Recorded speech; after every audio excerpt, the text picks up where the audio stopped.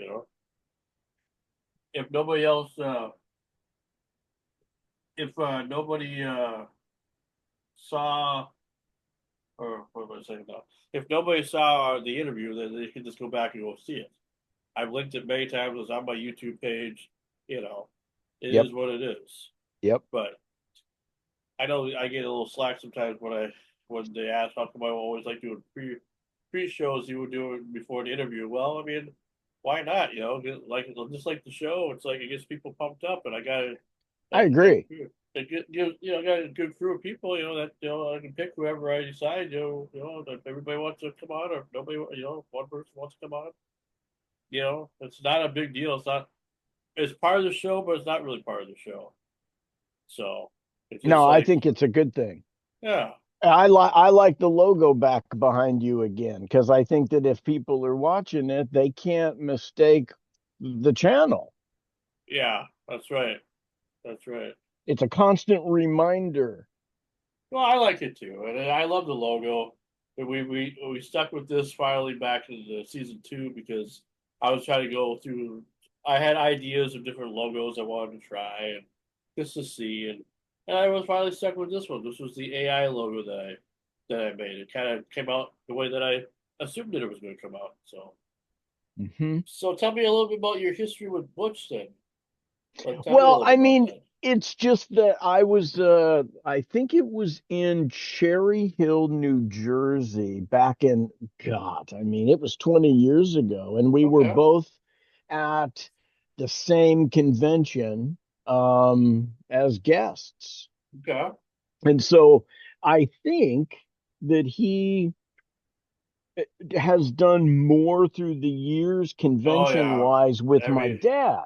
okay. And so it was like I was trying to remember if we actually met at the Cherry Hill one or not. I feel like we might have, but I feel like he might know my dad, his Oh, name more because of the convention. yeah, yeah, yeah, yeah, yeah. Well, I He's get doing that. one in Kentucky, this Scarefest or something this weekend. It looks absolutely packed. Yeah. Oh my Are God. you talking to your dad? Yeah. Oh, okay. Oh my God. Yeah. It's a good one. Is this all thanks Um, to Sean Clark then? Or is he the one hooking him up with all these events like you were talking about before? Or... yeah, I think that one is still with Sean, you know. Wonder how these guys become promoters or stuff like that, you know? I mean, it's just, I mean, I'll tell you what, the very first Halloween convention that they did, which I think that is what they called the 25 year, I think that's what it was. sure. And they got everybody they could, and I was invited out there.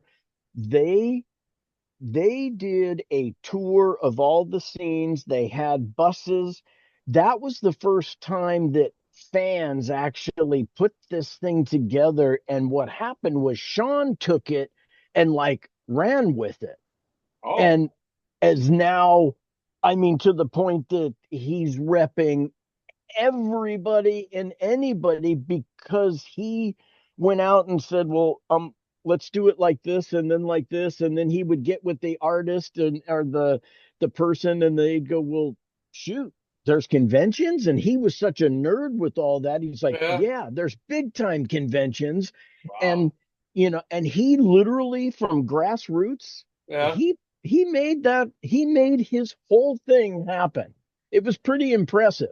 It started also when we were all involved in the 25-year convention released a 25th year documentary. Yeah, the one that you worked on. Yeah. And so that helped launch some different stuff into things for him. And he's kept with it. And now a lot of the people know, okay, go to Sean if you want to try and get in these conventions. And all I know is every time I talk to dad, I go, look, how are you treated? And he said, I'm treated exceptionally well. Kathy is treated exceptionally well, and that's all I ever ask for. And Now, do they pay for their room and stuff too, and so that they oh, take care of all that stuff? all of it. Oh wow. Oh, it's Okay. all covered. Wow.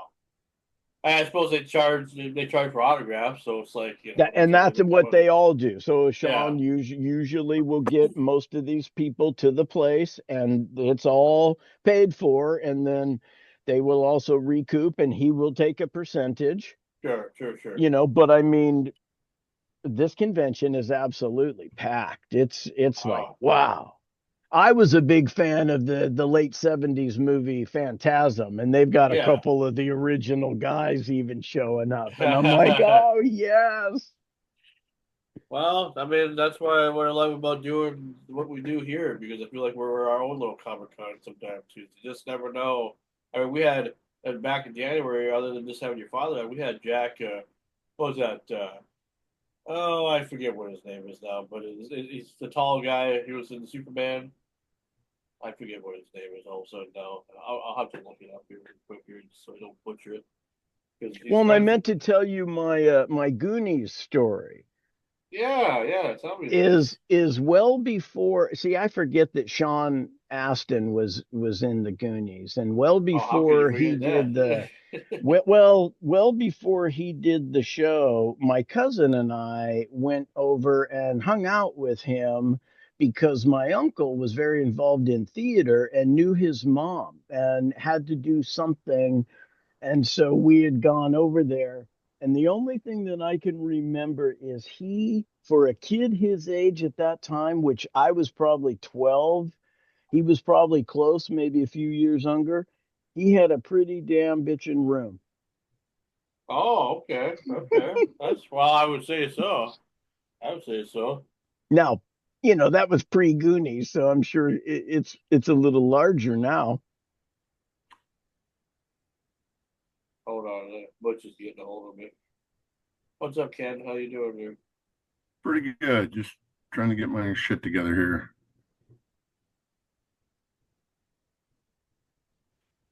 I know. I was like, hey, do I have a Munsters t-shirt? I'll tell you the one that's got me is Lidsville. I completely forgot about that show. Okay.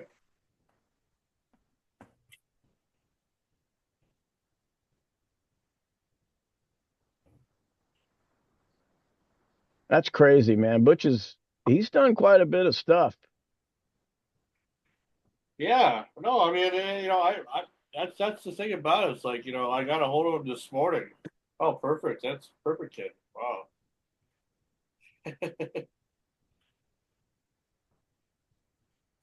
What I was gonna say. Well, see, I was on my way to Grand Forks or to Fargo this morning because I had to take a friend to. I had to drive. Well, he drove the way that we drove. I drove back because he had his eyes dilated because he's an older guy and he's gonna have some eye surgery here pretty soon. And so we had Fargo was like about 2 hours from where I live. So we went down there and I thought, well, we were talking about Butch yesterday and on the show, and I thought, well, I'm gonna see if he's around because if there's anybody that could be a perfect Halloween guest, it would be him. You know, Right? but I still have his number. So I got a hold of him. I texted him this morning, and he answered right away, and he said Mondays weren't available because that's his days when he travels or whatever when he comes home, from Yeah, a lot of conventions. times. Yep. And then I said, well, what about like a Tuesday or a Wednesday? And he was like, yeah, we can do it. So he called today and said, do I do it tonight? Okay. I just couldn't do it while I was in Fargo. I was, in Fargo. Well, I had he my phone he's with me. he's extremely active. I mean, according to IMDb anyway, he's definitely still doing little low budget movies. Yeah, but the one thing that is that just like how most like I mean he's doing a good doing that, but I mean like he'll always be known as Eddie Munster. That's just to say unless something ever comes up where it's like oh we need Butch Patrick for like a new role or something, or he's like a new like a superhero or something like a Marvel character or DC character or something. You know what I mean? A new Art the Clown. Yeah, yeah. There you go. I heard that Terrifier movie's doing pretty good in theater. Terrifier 3 anyway. I haven't seen any of I have them. no, I haven't either. I mean, they're too gruesome for me. They make horror too realistic. I'm just like, it's like, do I really want to Love murder that somebody? shit. Love Yeah, do that I? shit. Yeah, of course you do. Yeah. But if it happened to your real life, you wouldn't love it. If you saw I'd somebody just kick getting, ass. I wouldn't wear high heels. I wouldn't hide in a closet. Tell you. I just come out of the closet. No, just kidding. Yeah, okay.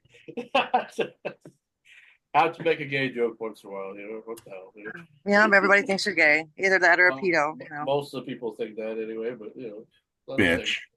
But yeah, don't go there.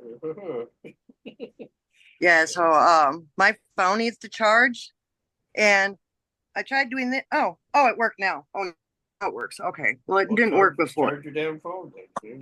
Well, yeah, I know. I just I know.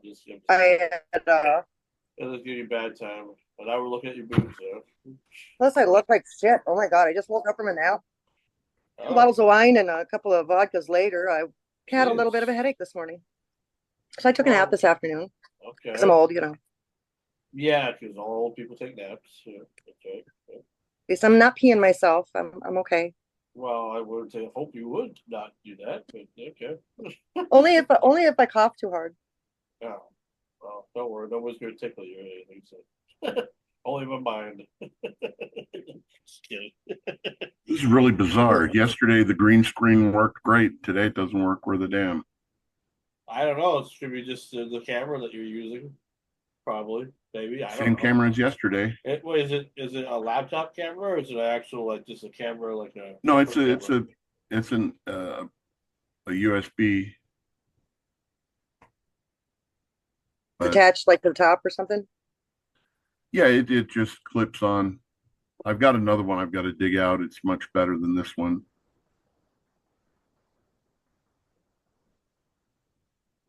Then kind of got hit with this last minute, hey, we're doing this. So I was like, oh. Yeah. Well, He does that. He likes to keep us on our toes.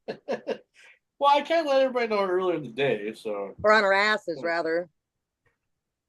Well, I mean, I figure this is a good opportunity. I want to be fair. I could just hog this all to myself, but I don't want to do that. I'm not like that.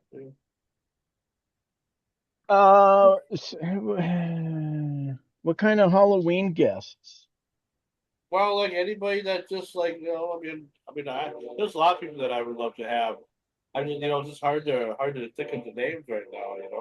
I don't know what type of poll you have. What type of poll could you have to like? How big of a guest do you think you could get?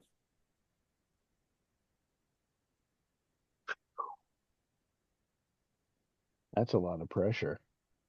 Well, you were saying, I am the pro and all that stuff, and like, I'm Lance Warlock. That's Lance's drum. I know. You, Lance, you must know Jamie Lee Curtis. We could get her, right? Yeah, can we get Jamie Lee Curtis? Or actually, do you think we could get the guy who played in the original Halloween, Nick Castle? Do you think that's a possibility? That's pretty funny. Because I know Sean is real good friends with him. Do you think I can get a hold of Sean and you have him? No. I won't deal with Sean. Okay. But here's what's funny is I am passing along a note to Nick through my dad because Nick and my dad are going to be together this weekend. Okay. So, Well, then you can just let me know what you find out, and Would it be weird? Would it be weird to have the two shapes? No, it wouldn't be weird at all. That'd be a great Halloween. That'd be a good way to, we got Jeff. Unless we can get, maybe get Kane involved, and then now we have at least another series in the mix. That's up to you. I mean, I'm gonna let you decide this one. This could be your bread and butter. The blueprint of the Munster house. Oh, that's cool. That's what I was wondering. Like, what you like doing building your own house or something? It's like, oh no. Ken, you never seem to amaze us. Remember that zing I was telling you about? I never seem to amaze you, or I never cease to amaze you. No, I mean, whatever. It's a compliment anyway. Yeah. Thanks. Cease I to think Whichever amaze me. means That's the way better. You never seem to amaze me. Would be like, you're just almost hitting the completely bar. the opposite of Well, yeah. Don't take that on me, because only if I say the word bar, then Mama T will think she has to go to the bar and get some beer. Huh? Get some alcohol. What? Never Hey, mind. so do you have any idea going Yes, I do. into this? Is Butch gonna want, is there like a specific thing he's kind of wanting to chit chat about, or are most of the time No, these I got guys hold just of open for all of it? I got a hold of him, so it's just whatever. We got a half an hour, so it's like, okay. The problem with him is like he likes to talk fast. So I wanted to have you guys on here so you can ask some questions. You know, just to keep He it. talks fast. Well, he gives short answers sometimes. Like maybe it's different now that he's. Well, I mean, we'll find out here. He's coming in the room now, so Oh, we'll cool. find out. We'll get this done early. Maybe I won't even stream it live. I'll just have I a wish I could see well enough to not wear these friggin' things. It'll be all right. Reading glasses are such just like. I was gonna stream it live, but I think I'll just do this like a private upload. There he is. But How's it going there, Butch? Long time busy, no busy, see. busy. Yeah, no kidding. I'm sorry that if you got it all confused, I mean, with all the people trying to get a hold of you, I mean, it's like, it looks like some messages you don't want to answer, it seems like. Let's see if I can get this where I want it. I don't really have a studio. I'm a little low in the frame there. Let me see if I can kind of adjust it just a little. Yeah, Okay. all good. I can lean forward a little bit. Yeah. Well, No, it's a pretty fantastic print you got going on behind you. I can tell you that. Oh, yeah. yeah. Nice. And if you go that way. Oh, wow. Okay, I see. Big Beatles fan, eh? Shush. Yeah, I like the Beatles. So, Well, I'm sitting. I'm not quite right. Why is this not? This is my other iPad. Maybe the camera's different. Anyway, we're good. We'll make it work. okay. All right. Well, whatever. Keep something Say when. listed. It's No all problem. good. Yeah, we're good now. We can start. Is the audio okay without the headphones? Yeah. I mean, I can hear you. Does everybody else hear him? I hear you Everybody fine. else Yeah. hear him? Yeah. All right. I'm a Good. Mama T. She's frozen in time now. Uh, I get like normal. There, that's better. All right. That'll Well, hey, we're just That'll happy. work. We're just happy to have you, man. Because it's been 5 years since the event in Fargo since we saw each other last time. And Yeah, I appreciate know. you. I got to get back up there to Tony's show. Yeah, I mean, it was a good time. I do remember, and then we did a quick little interview, and I Yeah, just figured, well, it's been 5 years, so what we see what you've been up to since that time. A cool. lot has happened, so. All right. All right, well, we can start now because I already got it recording anyway. So, well, first of all, I say welcome to Renegade Radio, everybody. This is a special exclusive interview as we're getting all ready for the Halloween season here. I'm the host with the most, Frankie Slauson, and we got on the panel, we got Lance Warlock, we got DJ Ken Heath from Las Vegas, and we got Mama T as well. And our guest for tonight is Butch Patrick, the legend, the man, the myth, the legend, Butch Patrick. How's it going? So, are we starting now, or are we going to wait till 7? Well, I just did an introduction, so Okay, so so, we can start so now. we're on. Yeah, okay. we're I didn't know whether you were warming up the audience. Well, I was warming up the audience and warming you up. He's trying to milk those extra minutes out of you. Okay. Yeah, we're warm. We're warm. Yeah, we're like chocolate milk now. Well, you're looking off camera at something, so I didn't know what you were. Well, it's because my camera is kind of at an angle. It's not like Okay. like it should be, but yeah.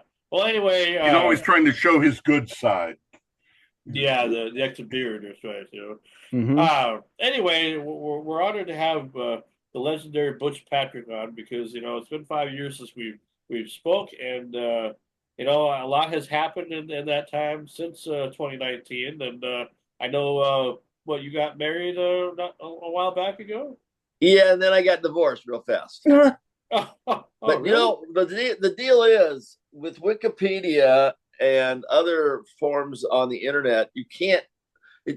Sometimes it can be very difficult to remove information once they grasp it and get a hold of it, and they don't want to remove it for some reason. And I've had the darndest time over the last 20 years for a few other things like that, that I'm constantly, addressing issues that people pick up on, which is fine. It's not your fault. But no, I was married. I got briefly married at the age of 63.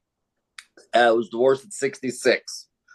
And that was the only time I've ever been married. But there was a woman back in the about 15 years ago that claimed that we were married, that I wasn't, So I don't actually know. Just don't know choking. So anyways, no, I'm not married. Okay, well, I mean, I remember seeing updates about you on your Facebook page anyway. You and your ex-wife. I didn't know. I had no idea that you guys were divorced. So, Yeah, okay. I have a girlfriend named Giselle St. Clair, and a lot of people, because they see us all the time, they just assume we're married, and I get tired of correcting them. So Oh, okay. So maybe that's what it was. Maybe that's yeah, what I get tired of correcting them, and it just it's just people just make the assumption, so I let it go. Well, the last time that we chatted, it was before the big pandemic. Yeah, how did that impact after, that was before I met her. Yeah. Yeah. How did the pandemic impact you and your life at the time? Well, it was interesting. It was funny. It was this Christmas of 19, and then it hit in January of 20. I'd flown to California, had gotten away from my ex-wife, and I wound up in California. My sister's got a very nice house 4 blocks from the ocean in Manhattan Beach. So I went to visit her, and I got stuck in a very cool spot. If you had to suffer through the pandemic, I found a very good place to do it. I left my car in Raleigh. I left my Munster cars in Atlanta, and after 4 months, I had to go get my stuff because I left them on people's in the driveway in this guy's house, and I was like, I can't do this to these people. And just about the time I was getting ready to go, and I believe it was May, a guy in Wisconsin reached out to me and said, "Hey, we're having a car show outdoors. Would you be interested in doing it?" And I go, "Yeah, I would. I would be. That gives me the opportunity to not only go pick up my stuff, but start doing something again." So after May of 2020, I kept busy through the whole darn thing. Okay. Well, That's gotta be scary. Dating. I was always worried about dating during the pandemic, man. You don't know until after the pandemic's over that they're actually not that attractive. Yeah, and I found out that how well I could read lips because I was pretty hard of hearing. I got hearing aids now. They're not in right now, but I really noticed the fact that how good of a lip reader I was, because once people started putting those masks on, it was like I can't hear a word you're saying. Yeah, I'm the same way. I people go, they like when they're talking to me, they like look at me like, "What are you doing?" I said, "I'm looking at your mouth, or else I can't hear you." Yeah. I got to watch what anyway, you're saying. It's been an extremely interesting 4 or 5 years. Where everything's at in the world, and I'm glad to be alive to observe it. Some good, some bad, but definitely interesting. Oh yeah, absolutely. Well, on our panel here, we got a wide variety of people that are part of my crew here for Renegade Radio. One in particular, Lance, said that he's met you before at a convention or two. Yeah, I think it was. I was trying to figure out. I was out there with my dad, who I think Dick Warlock might have done some conventions with you, and it was out in Cherry Hill, New Jersey. Oh, that would have been Monster Mania. That would have been back. Yes. That was when Katrina hit. That was the yes. That was the last time I was at Monster Mania. It was during the Katrina hurricane about 15 years ago. Yes. Maybe longer. Yep, that's exactly. Okay, so you have picked up the con circuit and have jumped on that bandwagon pretty solidly. Well, I got to tell you, it's interesting for me because we actually in 1981, when I did Eddie and the Monsters, and we became the first unsigned act ever to be on MTV when everybody was payola, the record companies and everything had to be paid for. We did this little video of whatever happened to Eddie, which we wrote the lyrics, and we literally made it on MTV on Super Bowl Sunday. And from that idea, they created a show called The Basement Tapes, which allowed bands that had music and a camera but didn't have a record deal. So they had their own little homemade videos that we sparked that interest, which I'm very proud of, because I'd like to think I helped some people gain some success in their careers. Rail is the band that won that, and they're from Seattle, which is where I'm at. So who won? Rail. Oh, wow, that's great news. Well, so what happened was, they'll make a long story short, in that time period, Al Lewis and I reconnected. And I was in New York doing something, and my band was in LA, and I asked him to please go out and help the band do the Palladium gig. And we started talking together, and that's right about when the Comic-Cons and convention circuit was in its infancy. And we, by partnering up with Maryland, we became the Munsters 30th anniversary situation started happening, or the 20th anniversary.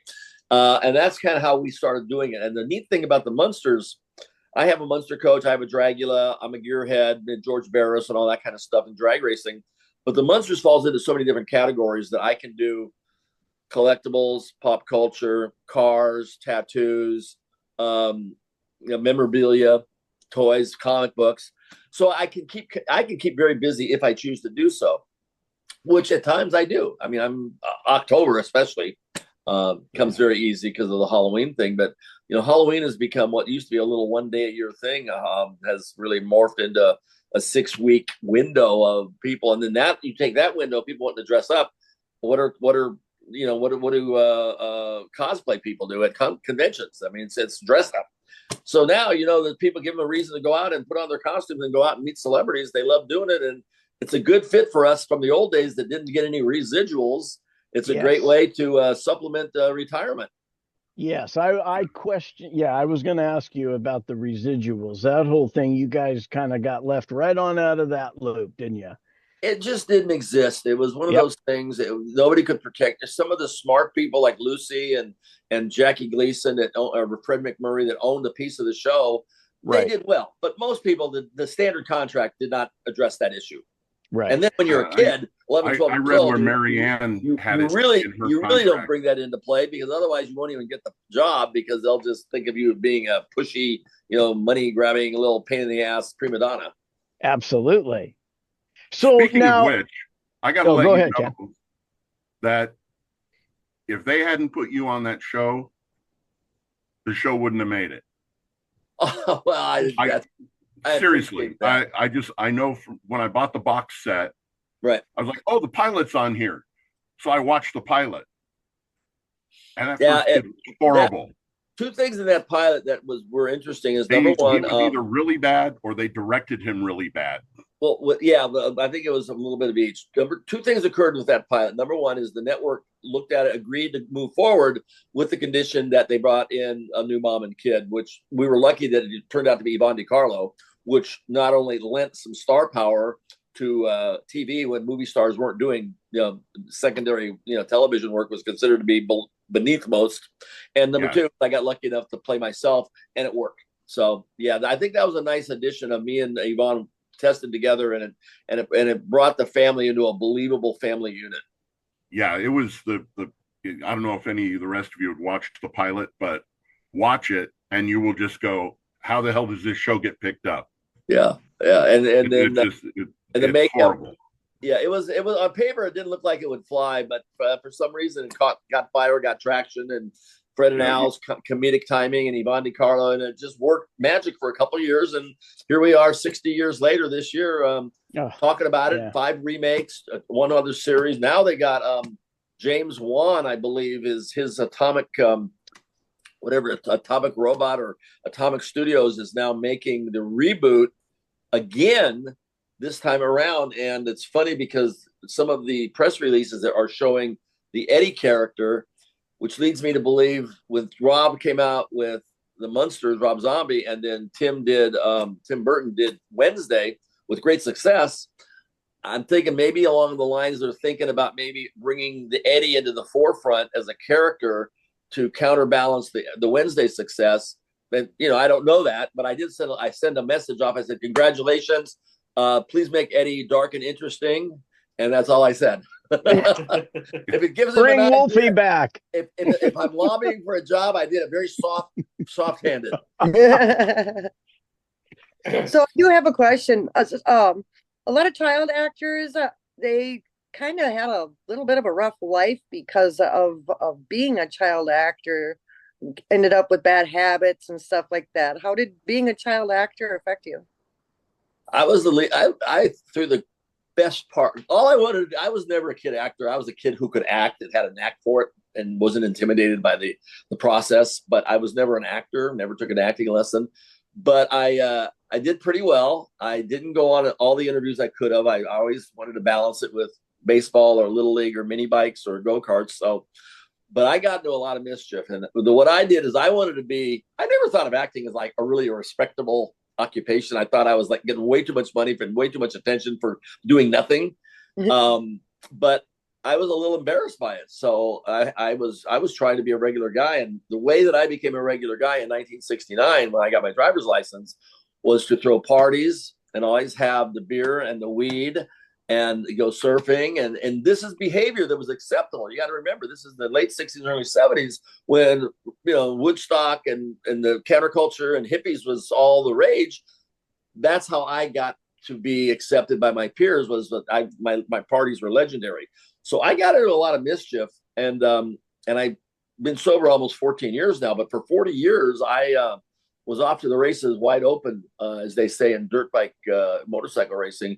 I just kept it under wraps a little bit. I didn't live in Hollywood, so I kind of stayed out of the spotlight. But I had my demons, no doubt. And a lot of people come up to me and say, "You didn't have any problems." I go, "Yeah, I had them. I just seem to be able to sort of cover them up and act my way through it." That's funny too, because back then we didn't have the technology to record ourselves being idiots. That's correct. That is correct. That's true. There's no proof. And living outside the Hollywood, I never really was a Hollywood kid. I occasionally would be asked to participate in a parade or this or that. But most of the time I was 30 miles away with my cronies getting into trouble way outside. The paparazzi wasn't around. But I went to Hollywood Professional School, which was one of the places where the Cowsills went there and some movie star kids went there. And that was the closest I got to sort of being a Hollywood type kid. And that really didn't stick very well either. So, but yeah, I did. I had a lot of fun. But now, so in the younger years, did you have parents that supported the whole potential of acting, or at least the interest in it? I mean, because somebody, just needs a little push. And if you were kind of outside that city limit. Right. What happened was there was a guy in Los Angeles back in the day, a city called Gardena is where I grew up. And Gardena was the place where all the poker clubs were located in Los Angeles for years, from the 50s and 60s and 70s. It was considered a game of skill. So it was the only gambling kind of Vegas type stuff, even though it wasn't really house betting. It was considered a place to go, and poker was where you went. My dad was an influential owner of one of the clubs. Well, my younger sister, was the focus of the Hollywood scene, where the mayor, this guy that wanted to run for mayor, knew Mary Grady, who was a new child agency. And he thought to get Dave's endorsement, it might be cool to get Michelle into the movies. And for that day, I went for the ride up to the photographer studio when they were taking her picture. And when he was done with her, he took a picture of me. He put that picture in his Hollywood window on Hollywood Boulevard in his artist studio. And a producer and a director a month later were walking by casting a movie. And they still hadn't found the youngest son of Eddie Albert and Jane Wyatt, the little brother of Brenda Lee. So they reached out to him, and he steered into Mary Grady, and Mary Grady called my mom, and I went up for an interview. No experience necessary. I got the part. During that 6 weeks, I picked up some commercials. I picked up cornflakes. I picked up General Hospital, the first ever episodes. And after that, I had a few credits. I had a series. I had a movie, and I just continued to work. And it was accidental. The closest thing we had in my family to Hollywood folks were my uncle supplied horses, and his son was Zorro's stuntman. So we had a ranch out in Newhall, and my aunt's maiden name was Spawn. So her dad was Old Man Spawn with the Spawn Movie Ranch. Oh, okay. Talk about a crazy summer of '69. Wow! I've been out to that ranch. When I went and saw that movie Once Upon a Time in Hollywood, literally that I was reliving my summer of '69. That was literally, he did such a good job of recreating, because my girlfriend lived at the top of Laurel Canyon. So I drove up Sunset Boulevard, Hollywood Boulevard, Laurel Canyon, up to the top of Woodrow Wilson and over. That summer I was there. I was up in the hills when everybody was freaking out. Oh, a lot of good times from back in the day, I would say, huh? It was a Different crazy world. Oh yeah. You got to. Can you briefly also share your music? Now, obviously, I've seen. I know you did the band. What's that all about? I have a bass, but I never really learned to play it well. It was more of a therapy thing, just to put in my lap and have fun thumping along. Yep. I have a bass. After I did Lidsville, the Saturday morning in 71, summer of 71, I just turned 18.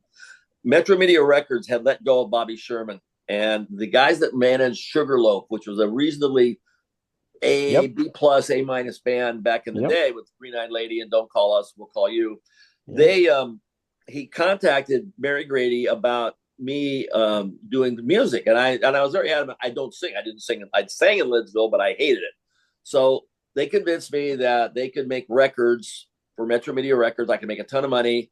And I like to call myself the original Munster Manilli. I was lip syncing way before Millie. So what happened was they signed me to a contract for Metro Media. We went on American Bandstand. I headlined over Loggins and Messina. We went on the road for 6 months, but I couldn't sing, and we never performed live. But we followed David Cassidy around to see what his magic was, because he was the go-to guy. So wherever he went, we went. We checked in the hotel. He checked in. We checked in. So we went for 6 months. I got to play Rockstar and met a whole bunch of cool people, spent a whole bunch of money, partied way too much, and lived the life of the rock star. So I never really was a musician. I was sort of fabricated. But an appreciator of music. Fast forward 11 years, MTV comes on the air. I'm down at the beach with some of my friends, and a friend of mine knows a guy that owns a recording studio in Long Beach. And I decided that I wanted to do rock videos. I thought I wanted to be a VJ, but they wouldn't have me. So the next best thing was doing a rock video. So I wrote the lyrics of Whatever Happened to Eddie. We went into the studio. Phil Cohn he was in a band called Curved Air, who was the producer with Stuart Copeland before they got rid of Phil and hired Sting and formed the Police. So he had been in Europe. He came over. We did this thing together. We BS'd our way into MTV Tower, got it on the air. Again, I faked the bass. My guitar player sounded a lot like me, but could keep a better tone, carry a tune better. And that was my second go round of the record. And again, Munster Manilliing up by faking the bass and lip singing. Well, it was a good video. I mean, I watched it, and I watched it a bunch of times. I loved the early MTV videos. They were so much fun. They were so. Yes. We did that one night, 3 locations, 60 extras, $3,500, and it was great. And literally, I'm very, very proud of it, considering when it was done and how it was done. But especially with the fact that we may have cracked open the door for a lot of other bands. I just wish it would have been a little bit longer. Is all. It was just a little too short, though. like a not even a 2-minute song, I would say. I'm telling you, I go out to shows. Number one, people are always playing it. People come up at the 45 to sign. It's literally 33 years ago now, 34 years ago, and people are just crazy about it. It's like a cult thing. It's great. That's awesome. That is awesome. So I mean, you brought up the latest Munster movie, or your Rob Zombie's version. What did you? I mean, I'm sure you told a lot of people what you thought. I mean, too bad they didn't cast you like as an extra or something. Well, I did the voice of Tin Can Man. I actually was the voice of the Tin Can Man character that wound up marrying him. So I was involved. What happened was, when they did Mockingbird Lane about 12 years ago, I think it was, Brian Fuller and Brian Singer, the expensive $10 million one-off they did. It had Jerry O'Connell, Portia de Rossi, and Eddie Izzard was in it. I thought for sure that was going to get picked up, because I introduced it at San Diego Comic-Con, and it got really good reviews, and it was interesting. It was not normal, but I thought it was at least worth a shot. And I was very excited because I had a reoccurring role in that. And I was looking forward to getting back into the Hollywood a little bit, because one of the reasons I quit Hollywood wasn't really that I didn't like acting. I just got tired of auditioning and wondering, how long do you got to do this before you might get a script mailed to you?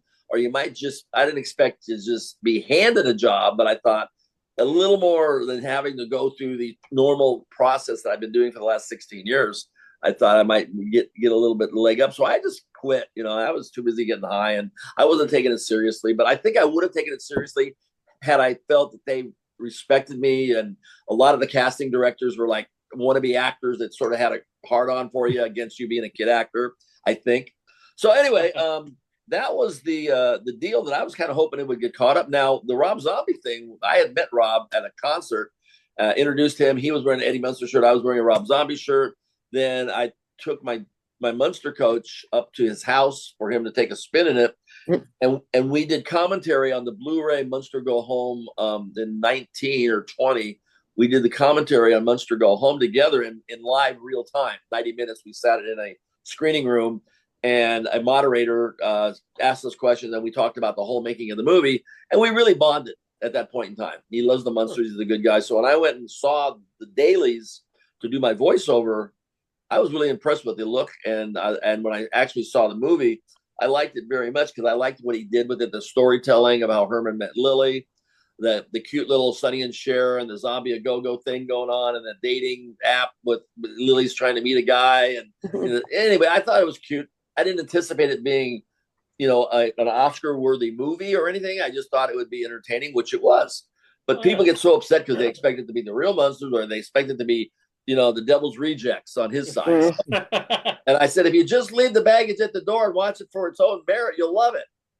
I think people were surprised that it was clean because they expected it to be like R-rated. You know, oh, we're gonna do like what they did to Winnie the Pooh. You know, well, like Universal. That's one of the reasons Universal, the Wayans brothers had the rights to the Munsters for several years before Rob got a hold of it, and Universal's very protective of the Munsters brand.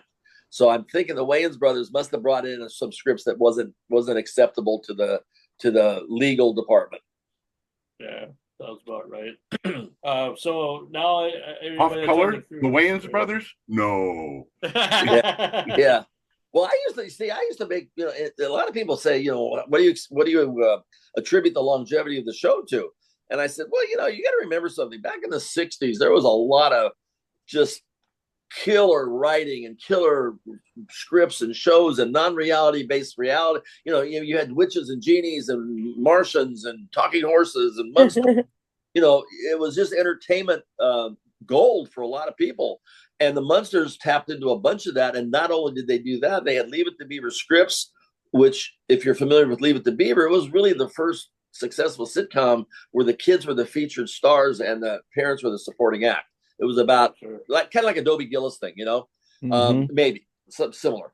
But anyway, so the Universal Studio was the Universal Monsters. So they had these incredible sets, incredible lighting and techniques that they'd used in their monster movies that were tried and true. They mushed them together with some Leave It to Beaver scripts and they hit gold. Wow. I just think back in the day, you know, with all that magic writing that you're talking about, it's just that they were trying to come up with ideas that nobody's ever thought about yet, you know, and now it's like, you know, it's hard to, you know, I'm sure a lot of people can come up with original ideas for things, but it's like everybody wants to remake stuff all the time and use old ideas to create new ideas. Well, sometimes it works, sometimes it doesn't. I watched the reruns, and it's funny because there wasn't really. It had good music, it had good sets, it had good makeup, it had George Barris cars, it had great guest stars. It really didn't have a weak link. We had a couple clunkers. There was a few episodes that I don't really, you know, I don't like. But most of them, there's like 20 or 30 really good ones. You know, I mean, it was a good little 2-year series. But the chemistry of Al and Fred Gwynn doing comedy, I think, was highly underrated. They were on Car 54 together, but Al wasn't the star. He was a schnauzer, sort of a supporting actor with Nipsey Russell. But when they got together and did their comedy routines together as Grandpa and Herman, they hit comedy gold, and it was good stuff. Oh, yeah.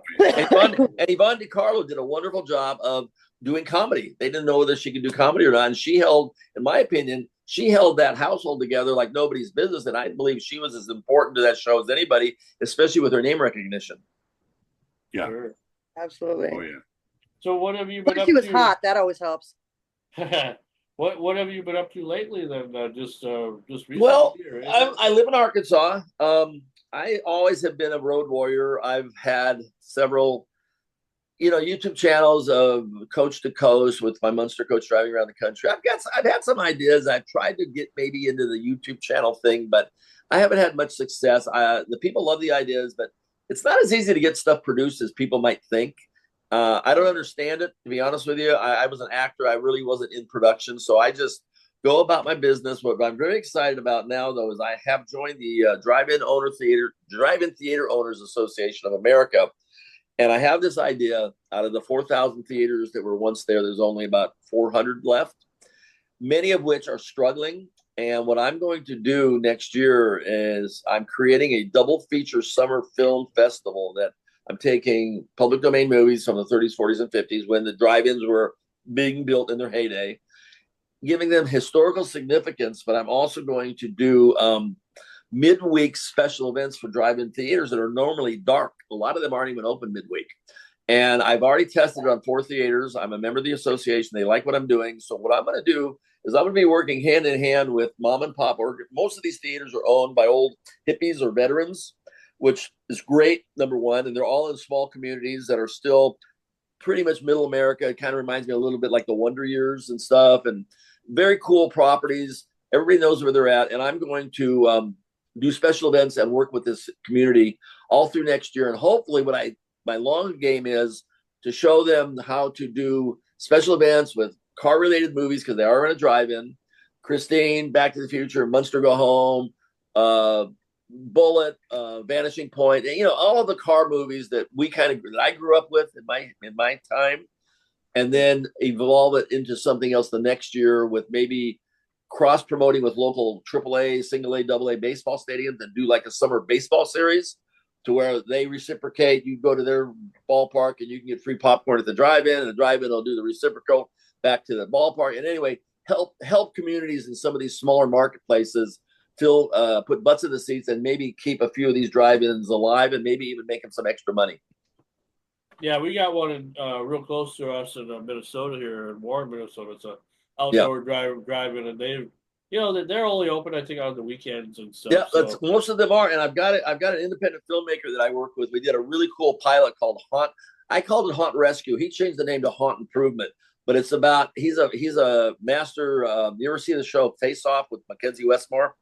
Well, it's a show about a makeup artist contest. Yeah. Well, anyway, he came in second the first year. He was kind of like came in second to in The Voice, where Bobici came in second to Carrie Underwood. Well, he came in second, but we hit it off, and he's very good at it. So we're going to do a pilot that we've already done, and we're shopping it around about us going to help haunts in need.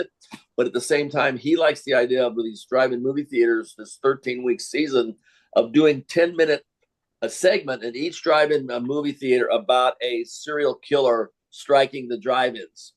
And we're going to get people to come out to be in the drive-in movie, especially younger kids that have never been to one. We're going to entice them to come out and be in a movie, find out how movies are made. And you may wind up being in a scary movie, and we're calling it Dive In at the Drive-In, and come out and meet Butch Patrick and Tom Devlin. So we're working that side of the circuit to try to make it exciting and fun while still utilizing the old classic standard drive-in movie formula.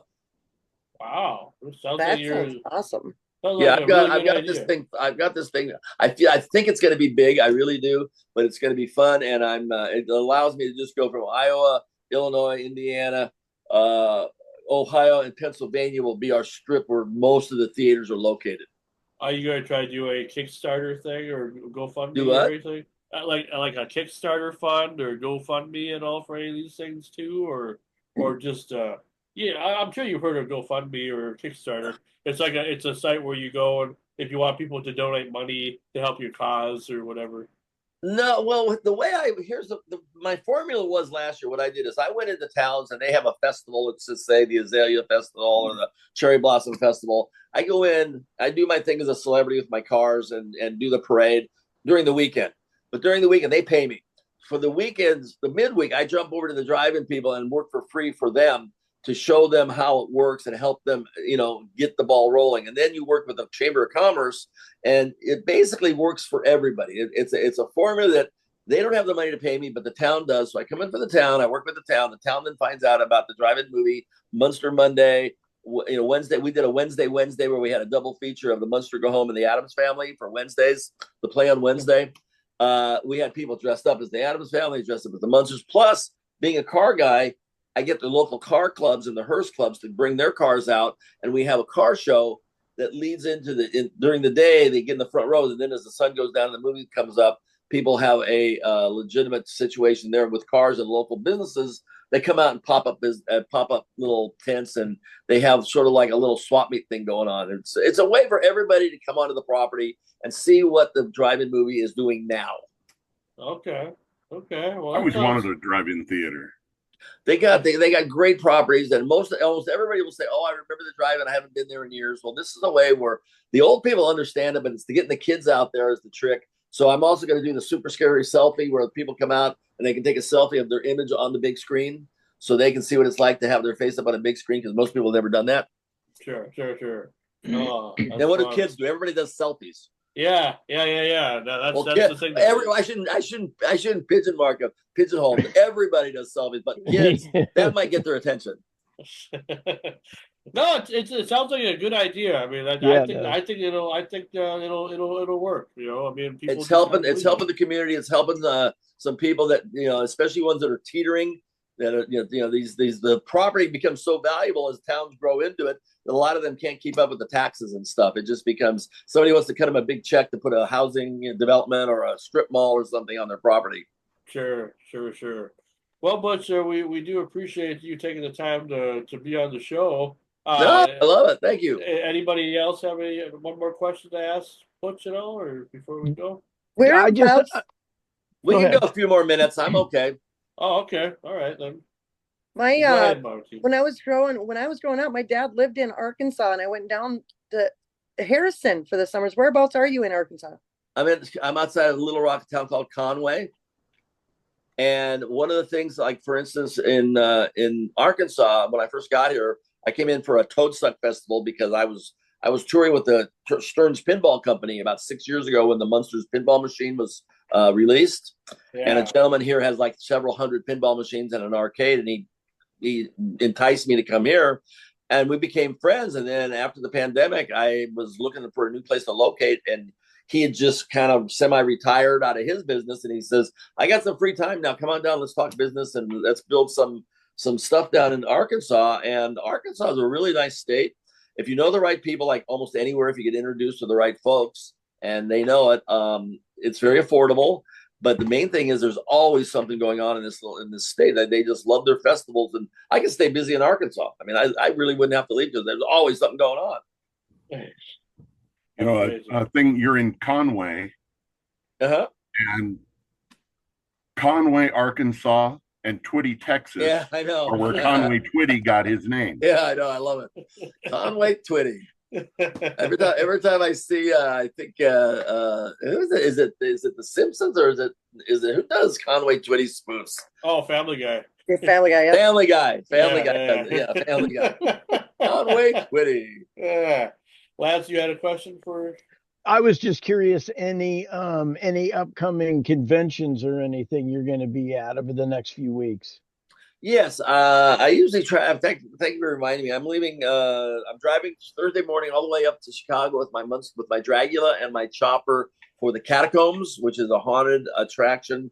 Plus, we're going to do a Munster Go Home screening at a movie theater. Then I'm going to be in Washington State the weekend after that with Elvira at the Washington State Horror Con. Halloween night, I'm in the Village in New York City after the Halloween parade. We're having I'm hosting a Halloween party at the Cutting Room from 10 a.m. till whenever. And then that next day I jump on a plane and fly to San Antonio for a convention there, November 1st, 2nd, and 3rd. Then I'm up to Cleveland on the 8th to the 10th. And then after that, I'm going to Oregon on the 17th. And then after that, I'm going to take a break. So you're going to be up in the Washington with Elvira. Yeah. Cassandra. Is that in Seattle specifically? It's in Tacoma, outside of Seattle. Okay. That's where I'm based at. Maybe Really? depending on when it's at, I may have to try and head down there. Yeah, it's got a really good lineup. It's a good show. I just kind of noticed it was there. And last year I did a haunted attraction down here, but I really missed the road.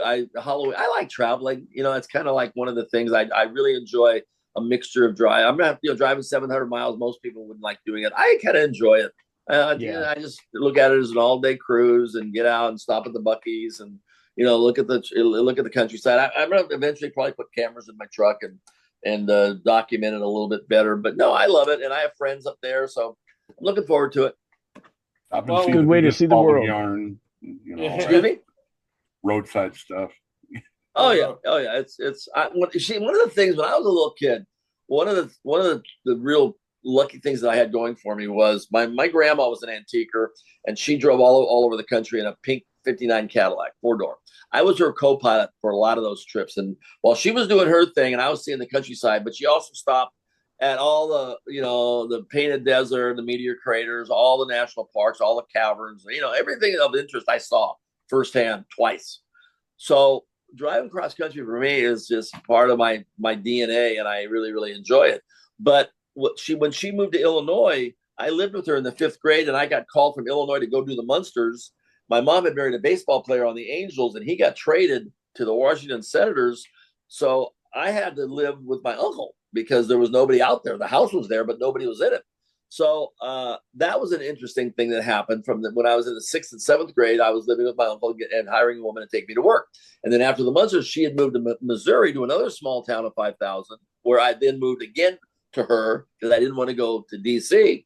And I went through the 8th grade there. So in two pivotal times of a kid's life, 5th grade and 8th grade, I was totally out of Los Angeles and into small town rural America, which makes me very comfortable in what I'm doing with the drive-ins. Yeah. Very cool. And it's a lot different. Yeah. Well, and another thing is, when I wasn't at the studios, I was lucky enough to have my stepdad was a pro ball player. I mean, what a great childhood I had. I'm at the studio having a great time with great people. And when they're playing home games, I'm going to the ballpark early and meeting all the ball players from the 60s, and it was just wonderful. And ball players are nothing but big kids, so Yep.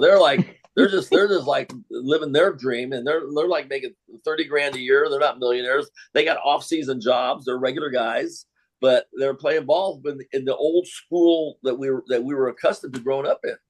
Mm-hmm. Did you say My stepdad's roommate was Mickey Mantle, for God's sake. Oh yeah. And he's buried next to Roger Maris.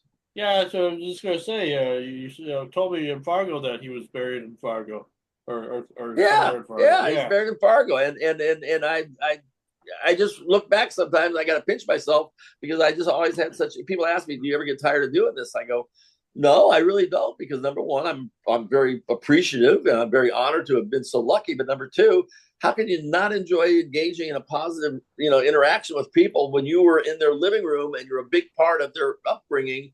And they value what you did, and they want to just spend a few minutes of their time with you in a nice way. Absolutely. It's a win-win. A little bit of MUNSTERS trivia. Sure. 1313 Mockingbird Lane Yep. was the MUNSTERS address. Mm-hmm. 1313 Harbor Boulevard is Disneyland's address. Oh, is it? Yeah. I'll tell you another one. You know the song Jailhouse Rock?